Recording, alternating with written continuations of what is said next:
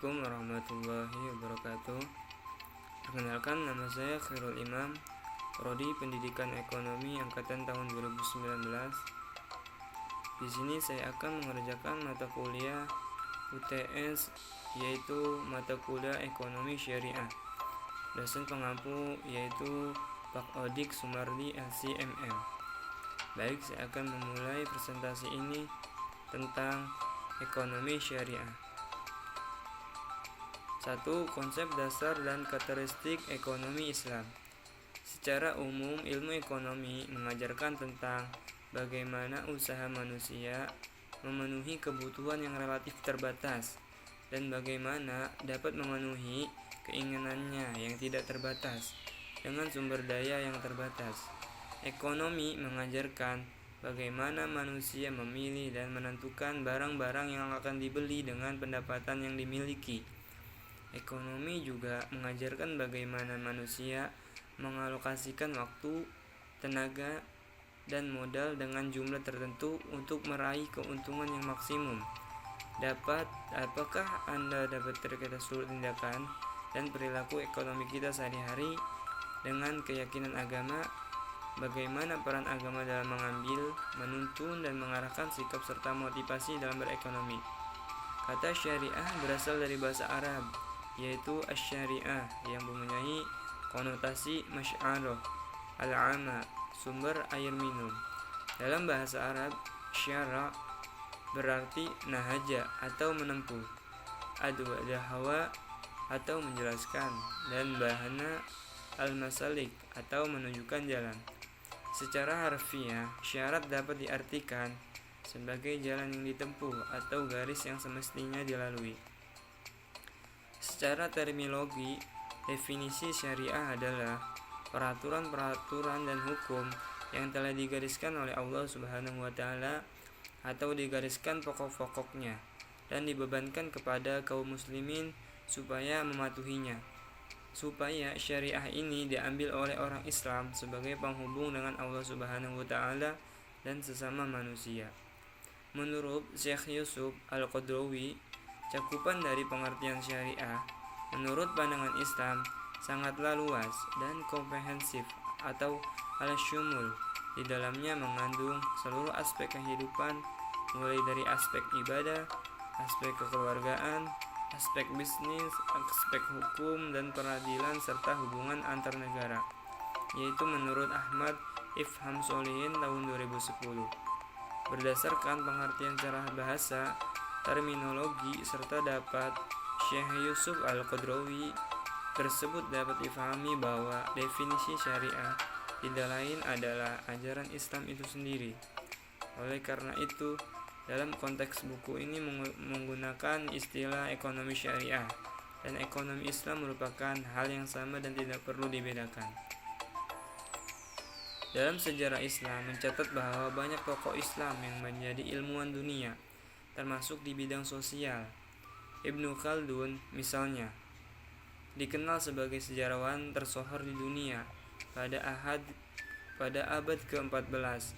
Karya monumental Ibnu Khaldun adalah Muqaddimah, juga dikenal sebagai Prolegomena. Ibnu Khaldun sebagai sumber dari berbagai ilmu sosial dari sejarah, psikologi, geografi, ekonomi, dan lain sebagainya. Nama lengkap Ibnu Khaldun adalah Waliduddin Abdurrahman bin Muhammad bin Abu Bakar Muhammad bin Hasan yang kemudian terkenal dengan sebutan Ibnu Khaldun.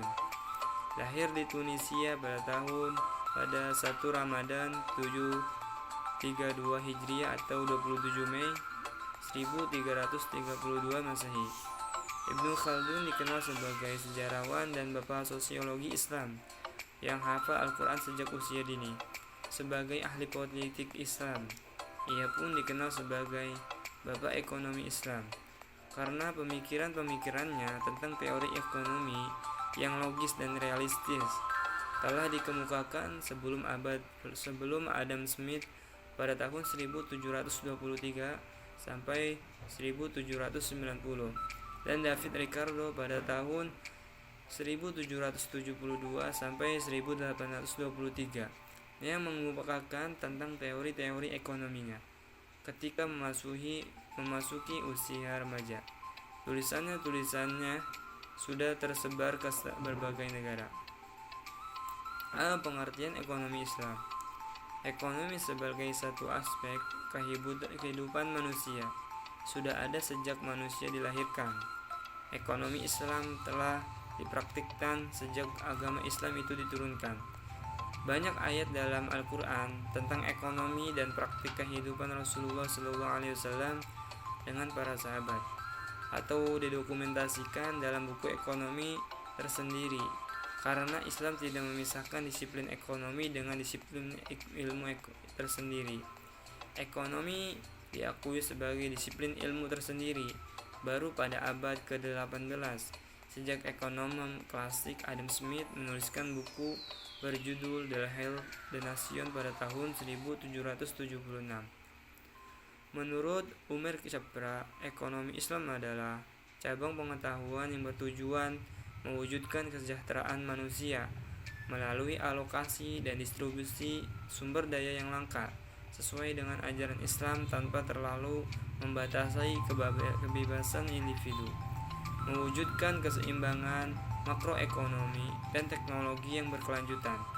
Pada intinya, ekonomi Islam adalah suatu cabang ilmu pengetahuan yang berupaya untuk memandang, menganalisis, dan akhirnya menyelesaikan permasalahan ekonomi dengan cara sesuai dengan prinsip syariat Islam.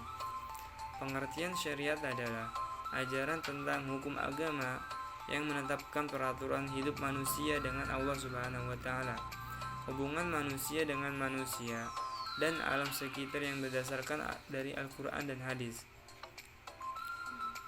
C. Prinsip-prinsip ekonomi Islam. Prinsip ekonomi Islam merupakan kaidah-kaidah pokok yang membangun struktur atau kerangka ekonomi Islam yang bersumber dari Al-Quran dan hadis. Prinsip ini berfungsi sebagai pedoman dasar bagi setiap individu dalam berperilaku ekonomi. Namun agar manusia dapat menuju falah, perilaku manusia perlu diwarnai dengan spirit dan norma ekonomi Islam yang tercermin dalam nilai-nilai ekonomi Islam.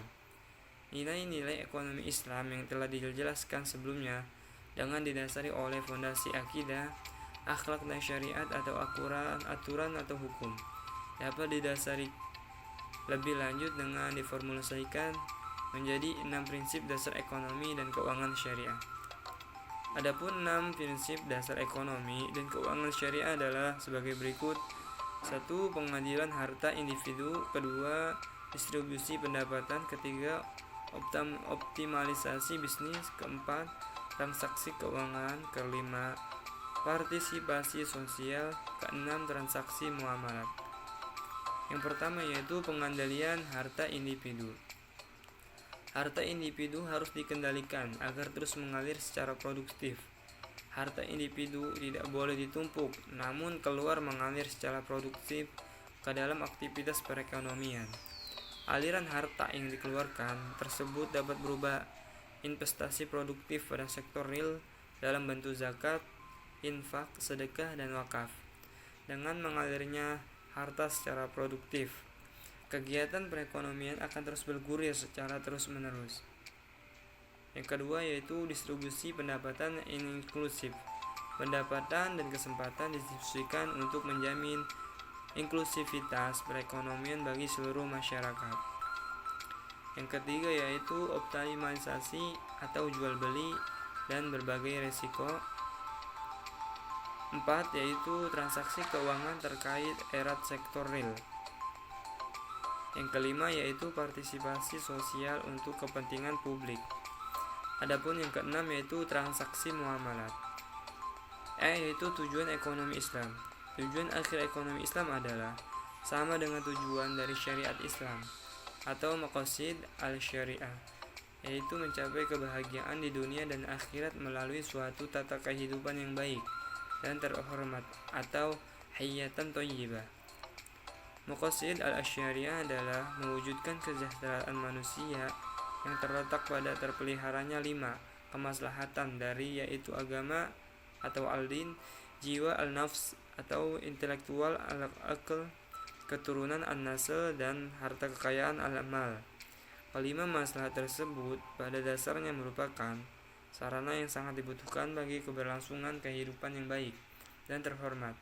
Dan jika kelima kebutuhan tersebut tidak terpenuhi, maka manusia tidak akan tercapai kesejahteraannya yang sesungguhnya. Sekian presentasi yang dapat saya sampaikan. Kurang lebihnya mohon maaf. Wassalamualaikum warahmatullahi wabarakatuh.